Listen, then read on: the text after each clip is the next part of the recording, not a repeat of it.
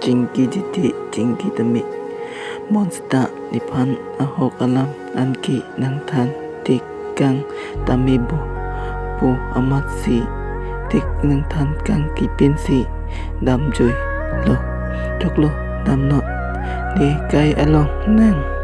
ning nang insam don di apot lo otima niki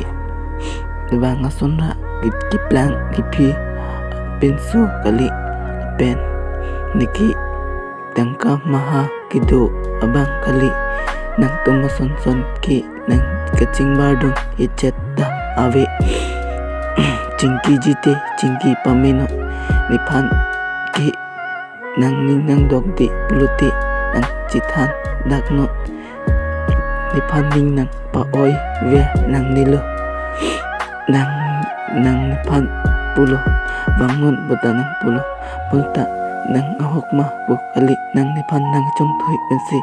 bangun bu nang kipu ni chinilo nang ta belek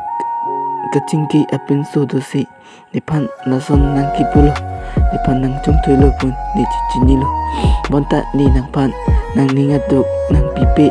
nang ning nang poi i pusi ni nang tanai hidalo bonsta pini arnike nang tanang koklo nita bangso pertepen kidodun ningkang samjin jiki nang penki kopai avilo nang joy ni pen ni ko ano ni cipasung sta ni an cipasung joy pensi nang pan nang cingki bom sita ni nang pan nang long dun dedalo bon sita nang tung joy pen ka cingki do kok si nang long dun dedalo aklo itong bahay ni kopai ang along kacitong ji akopai avidet aposi nun anta citong nong dedalo choklo nang nyong si nipan ahok nang cingki gelo wote cing nang cingki kedanot ahok nike malong athari thangda chinini nang tum thoy kido tumasona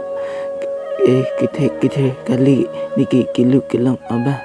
nasi cingki venot de pini penki bye.